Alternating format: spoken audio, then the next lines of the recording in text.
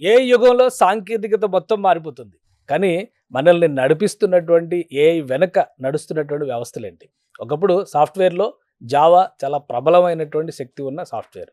ఇప్పుడు జావా పరిస్థితి ఏంటి?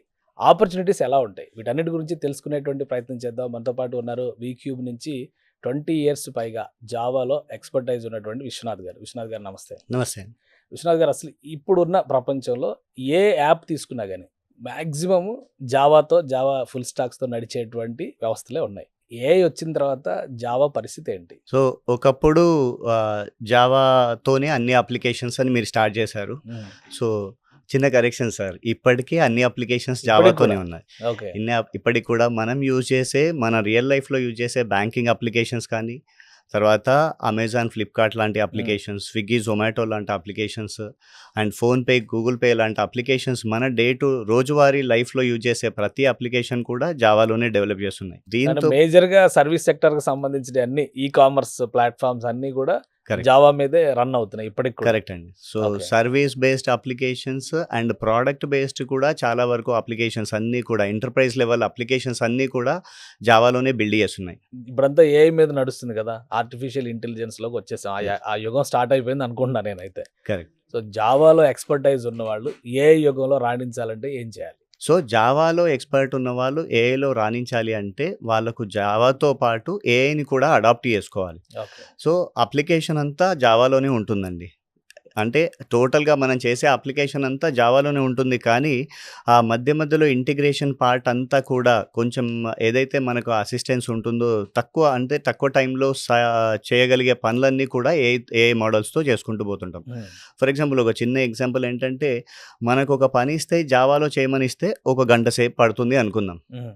అదే మనకు తెలిసిన ఏఐతో డెవలప్ చేసిన చాట్‌జీపీటీకి ఇస్తే కరెక్ట్‌గా ప్రాంప్టింగ్ ఇయ్యగలిగితే ఒక 5 మినిట్స్‌లో కోడ్ ఇచ్చేస్తుంది ఓకే. ఈ రోజుల్లో. హ్మ్. కానీ నిజానికి చాట్‌జీపీటీ ఇచ్చిన కోడ్ కరెక్టా? కాదా?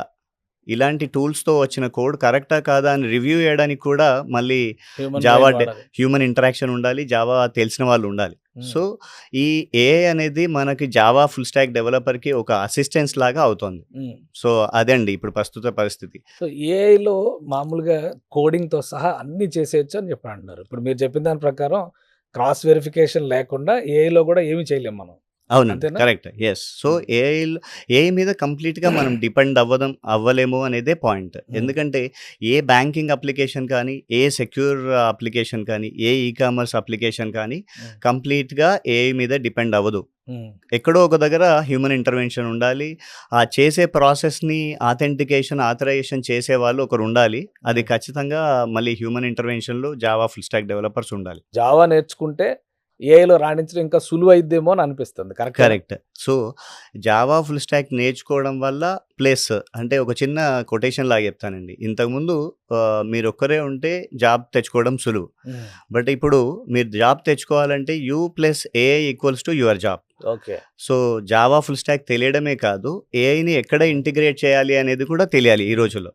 సో సో, అలా తెలియడం వల్ల ఏఐ ఆల్రెడీ కొన్ని పనులు మనకు చేసిస్తోంది. ఒక హ్మ్. జావా ఫుల్ స్టాక్ డెవలపర్‌కి కొన్ని పనులు ఆల్రెడీ చేసిస్తోంది. హ్మ్. ఏంటి అంటే చిన్న కోడింగ్ రాసివ్వడం, బేసిక్ ఎస్‌క్యూఎల్ క్వెరీస్ రాసివ్వడం, డాక్యుమెంట్ చేసివ్వడం, హ్మ్. తర్వాత మనం కోడింగ్ రాస్తే బగ్ ఫిక్సెస్ చేయడం, హ్మ్. తర్వాత మనం రాసిన కోడ్‌ని వేరే టెక్నాలజీస్‌కి కన్వర్ట్ చేయడం ఇలాంటియన్నీ AI చేసిస్తోంది.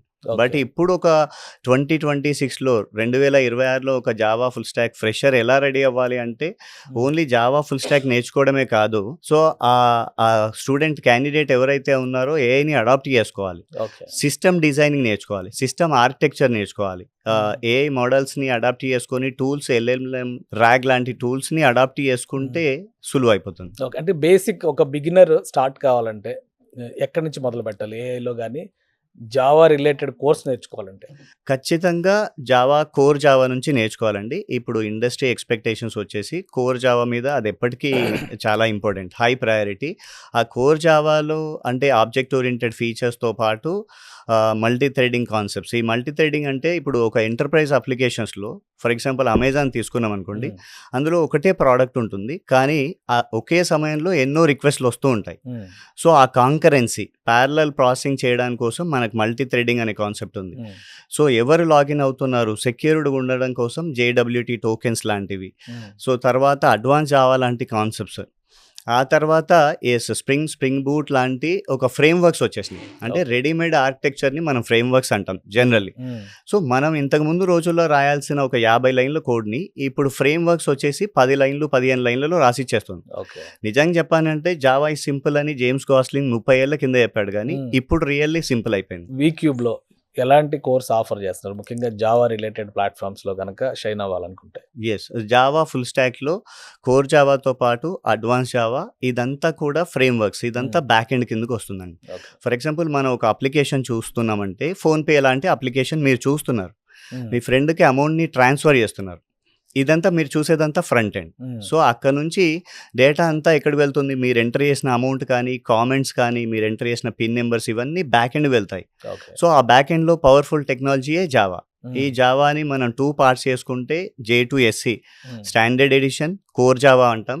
J2EE enterprise edition that is J2EE advance Java అంటాం. ఓకే. సో, అందులో frameworks spring boot, hibernate, micro services, rest services. Hmm. ఇక్కడ నుంచి డేటా అంతా ఎక్కడికి వెళ్తుంది అంటే డేటాబేస్‌కి వెళ్తుంది. ఓకే. సో, ఒక 3 లేయర్స్ లాగా ఈ అప్లికేషన్ ఉంటుంది. హ్మ్. మనం ఫోన్‌పేలో చేసిన అప్లికేషన్ అంతా చూసేదంతా ఫ్రంట్ ఎండ్. అది హ్మ్. యాంగులర్ అయి ఉండొచ్చు, రియాక్ట్ అయి ఉండొచ్చు, HTML అయి ఉండొచ్చు. ఓకే. అక్కడ నుంచి డేటా అంతా బ్యాక్ ఎండ్‌కి వెళ్ళి ప్రాసెస్ చేసి డేటాబేస్‌లో చెక్ చేసిన తర్వాతే మళ్ళీ మనకి ఫ్రంట్ ఎండ్‌లోకి హ్మ్. కన్ఫర్మేషన్ హ్మ్. వస్తుంది. ఈ ఫ్రంట్ ఎండ్, బ్యాక్ ఎండ్ డేటాబేస్‌తో పాటు వీక్యూబ్‌లో ఏఐని అడాప్ట్ చేసుకొని జనరేటివ్ ఏఐని ప్లస్ ఏజెంటిక్ ఏఐని కూడా ఇక్కడ టీచ్ చేస్తున్నాం. హ్మ్. అండ్ దీంతో పాటు ఈ రోజుల్లో ఇండస్ట్రీ ఎక్స్‌పెక్టేషన్స్ పెరిగిపోయాయండి. అవును.